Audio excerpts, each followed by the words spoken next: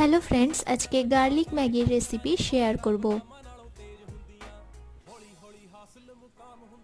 Garlic Maggi বানানোর জন্য প্রথমে গ্রেট করা রসুন, ম্যাগি মশলা, লঙ্কার গুঁড়ো, জিরের গুঁড়ো, ধনের গুঁড়ো আর হলুদ গুঁড়ো জল দিয়ে গুলে নিয়েছি। তারপর এর মধ্যে দিয়ে দিলাম সয়া সস আর রেড চিলি সস।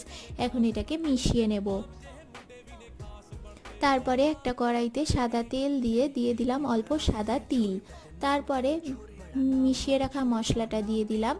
এখন এর মধ্যে দিয়ে দিলাম একটু নুন। মশলাটা একটু তেল ছাড়লে এর মধ্যে দিয়ে দেব জল আর দিয়ে দেব ম্যাগি। আমি এখানে 2 প্যাকেট ম্যাগি নিয়েছি, তাই 2 বাটি জল দিয়ে দিলাম।